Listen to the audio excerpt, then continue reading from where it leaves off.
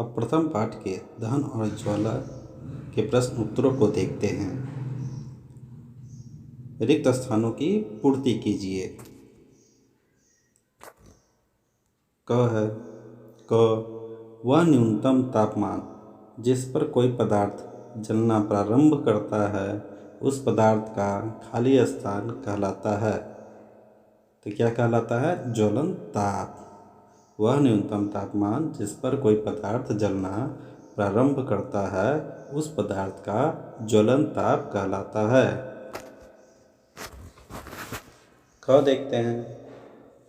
खाली स्थान कमरे के ताप पर आग पकड़ लेता है। यहाँ होगा सफ़ेद फास्फोरस कमरे के ताप पर आग पकड़ लेता है। ग देखते हैं। मोम एक हाइड्रोकार्बन है जो खाली स्थान और खाली स्थान से मिलकर बनी होती है। तो मोम एक हाइड्रोकार्बन है जो हाइड्रोजन और कार्बन से मिलकर बनी होती है। घ देखते हैं। ईंधन के जलने पर खाली स्थान और खाली स्थान बनता है। तो ईंधन के जलने पर कार्बन डाइऑक्साइड और जलवाष्प बनता है। पेट्रोल का ज्वलन ताप केरोसिन के ज्वलन ताप से खाली स्थान होता है। तो पेट्रोल का ज्वलन ताप केरोसिन के ज्वलन ताप से कम होता है। च देखते हैं। दहन एक खाली स्थान अभिक्रिया है। तो दहन एक रासायनिक अभिक्रिया है। छ देखते हैं। वह तापमान जिस पर पहुँचने के बाद कोई पदार्थ जलना शुरू कर देता है उस पदार्थ का खाली स्थान कहलाता है। तो वह तापमान जिस पर पहुँचने के बाद कोई पदार्थ जलना शुरू कर देता है उस पदार्थ का ज्वलन ताप कहलाता है। अगला क्वेश्चन है ज मोमबत्ती में मोम की जलती है। तो मोमबत्ती में मोम की वाष्प जलती है।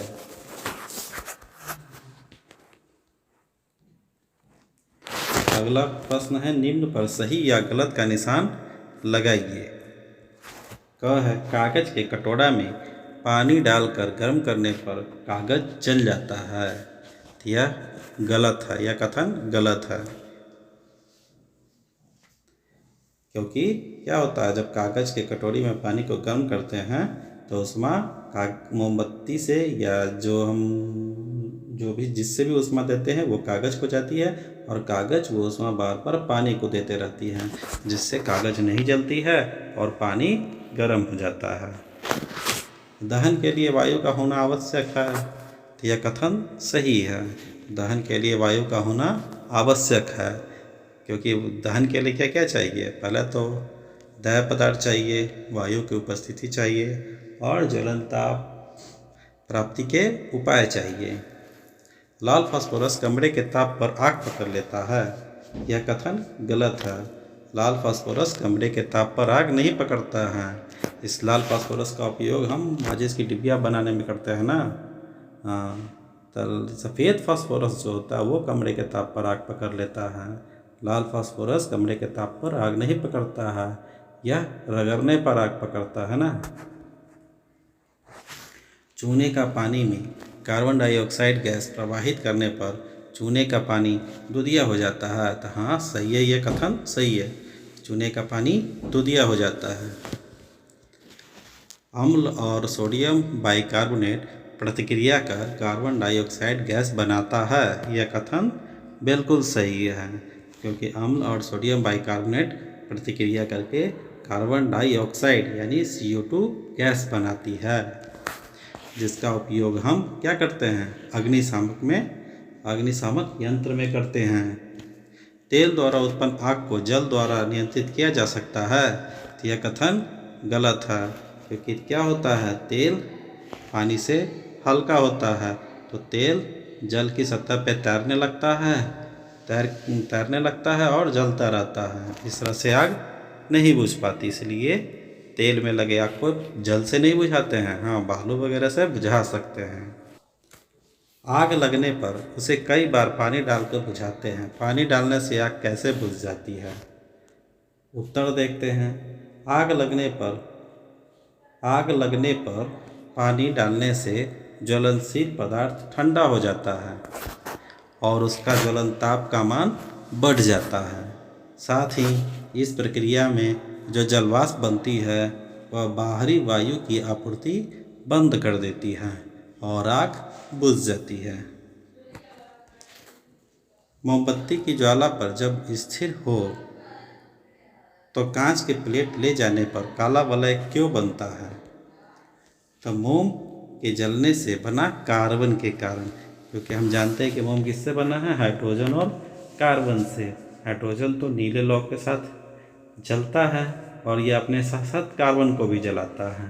तो कार्बन को भी जलाता है। तो जब इसीलिए जब हम मोमबत्ती के लौ के पास हम कोई कांच का प्लेट ले जाते हैं तो क्या होता है, उस पर हमें काले रंग का कार्बन का अवशेष प्राप्त होता है।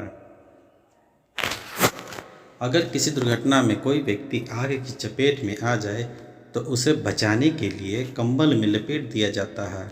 ऐसा क्यों? तो ऐसा क्यों होता है?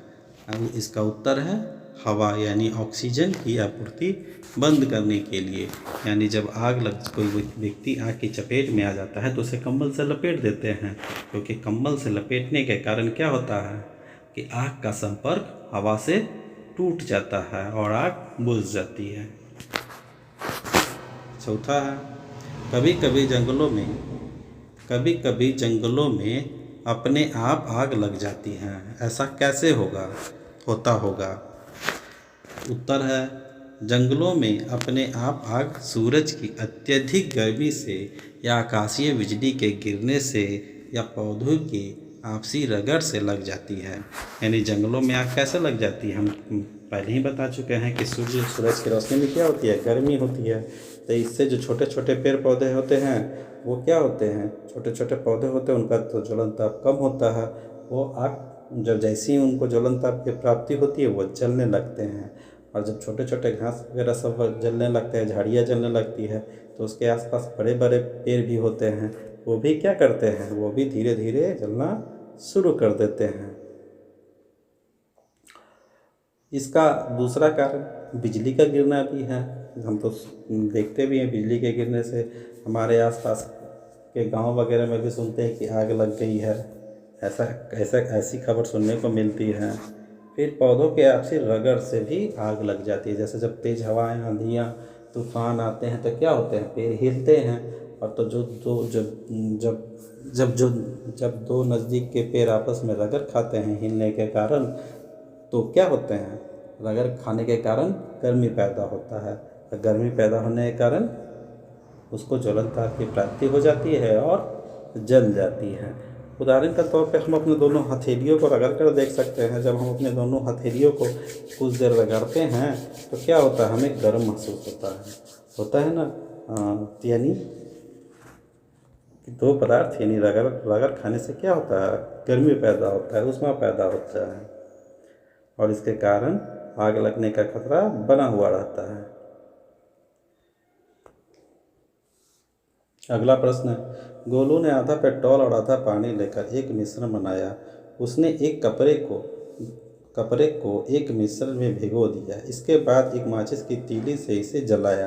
आग लगी पर कपड़ा नहीं जला। ऐसा कैसे हुआ होगा? जैसा कि हम जानते हैं पानी तेल से भारी होता है, जिसके कारण तेल पानी के ऊपर तैरने लगता है और जब हम आग लगाते हैं तो पानी के ऊपर मौजूद तेल ही जल पाता है और कपड़ा जलने से बच जाता है। अगला प्रश्न है, माचिस को जलाने के लिए उसे माचिस की डिब्बी से रगड़ा जाता है। ऐसा क्यों? तो इसका आंसर है, किसी भी चीज़ को जलाने के लिए हमें ऊष्मा या गर्मी की ज़रूरत होती है। यही ऊष्मा या गर्मी पैदा करने के लिए हम माचिस की तीलियों को माचिस की डिब्बी से रगड़ते हैं। यानी किसी भी चीज़ को जलाने के लिए हमें ऊष्मा या गर्मी की ज़रूरत पड़ती है। और ये गर्मी कैसे पैदा होगी? जब हम माचिस की डिबिया पर तीली को रगड़ेंगे, क्योंकि रगड़ने के कारण क्या होता है, रगड़ना यानी घर्षण होता है। रगड़ना यानी घर्षण पैदा करना। तो जब घर्षण पैदा होगा तो ऊष्मा पैदा होगा तो वो पदार्थ गर्म होगा तो उसको जब ज्वलन ताप की प्राप्ति हो जाएगी तो वो पदार्थ जलना शुरू कर देगा। अगला प्रश्न है, ज्वाला के 3 क्षेत्र दिखाइए। तो यहाँ पे देखते हैं ज्वाला के 3 क्षेत्र। ये है मोमबत्ती, ये है ज्वाला। तो ये सबसे आंतरिक क्षेत्र, ये हो गया आंतरिक क्षेत्र, ये कि काला रंग का होता है। ये हो गया मध्य क्षेत्र, ये हो गया बाह्य क्षेत्र। यानी 3 भागों में मोमबत्ती बटा होता है। पहला आंतरिक, दूसरा मध्य, अब सबसे बाहरी वाला होता है जो बाह्य क्षेत्र होता है। आंतरिक क्षेत्र में क्या होता है, यह बिना जली मोमबत्ती का सबसे आंतरिक क्षेत्र है। इसका रंग कैसा होता है, काला होता है, क्योंकि यहाँ कार्बन के कण मौजूद होते हैं। मध्य क्षेत्र, यह आंशिक दहन वाला मध्य भाग है। यहाँ आंशिक दहन होता है। इसका रंग पीला होता है, क्योंकि यहाँ क्या होते हैं, कार्बन के हाइड्रोजन क्या करते हैं, कार्बन को जलाते हैं, और हाइड्रोजन जलने के कारण इसका रंग कैसा हो जाता है, अधिक। हाइड्रोजन कार्बन को जलाता है तो इसके कारण इसका रंग चमकीला होता है, पीला होता है, और ये दीप्त क्षेत्र है। फिर सबसे बाहरी भाग को देखते हैं। सबसे बाहरी भाग में क्या होता है, पूर्ण दहन है। यह मध्य भाग है। इसका रंग कैसा होता है, नीला होता है। और ये अदीप्त क्षेत्र है। यहाँ पूर्ण दहन होता है। क्यों पूर्ण दहन होता है, क्योंकि यहाँ ऑक्सीजन बहुतायत मात्रा में पाया जाता है। यानी सबसे गर्म भाग हो गया, सबसे गर्म भाग बाह्य क्षेत्र हो गया। इससे आंशिक दहन इससे कम गर्म होता है मध्य भाग, और सबसे कम गर्म होता है आंतरिक भाग। क्यों, क्योंकि समझिएगा कि बाह्य क्षेत्र में पूर्ण दहन होता है, मध्य क्षेत्र में आंशिक दहन होता है, और बत्ती के निकट जो काला क्षेत्र है वहाँ सबसे कम दहन होता है। ये ऑक्सीजन की कमी के कारण होता है। आगे बढ़ते हैं। अगला प्रश्न है, घर में आग से होने वाली असावधानियों से बचने के लिए आप क्या क्या करते हैं? इसकी चर्चा आप अपने दोस्तों से कीजिए। उत्तर है, घर में आग से होने वाली असावधानियों से बचने के लिए निम्न उपाय करते हैं। पहला, कम ज्वलन ताप वाले पदार्थों को किचन या रसोई से दूर रखना। यानी जो भी कम ज्वलन ताप वाले पदार्थ हैं, हम पहले पढ़ चुके हैं कि जिसका ज्वलन ताप जितना कम होगा वो उतनी ही आसानी से आग पकड़ लेगा। तो आसानी से जलने वाले वस्तुओं को हम क्या करते हैं, रसोई या किचन से दूर रखते हैं। यानी जिसका कम ज्वलन ताप हो, यानी जल्दी जलने वाला पदार्थ हो, उसको किचन और रसोई से दूर रखते हैं। दूसरा है अग्निशामक यंत्र की व्यवस्था करना। अग्निशामक यंत्र क्या है, एक आग बुझाने वाला यंत्र है, इसको अग्निशामक कहते हैं। तो इसकी व्यवस्था हम करके रखेंगे। घरों में, दुकानों में, स्कूलों में, सरकारी संस्थानों में, बस, ट्रेन, ये सभी जगह अग्निशामक यंत्र की व्यवस्था करना आवश्यक है। तीसरा, फायर अलार्म और स्मोक डिटेक्टर लगाकर। यानी ये बड़े बड़े भवनों में, सरकारी संस्थानों में, और संभव हो तो अपने घरों में भी फायर अलार्म या स्मोक डिटेक्टर लगाकर हम बच सकते हैं।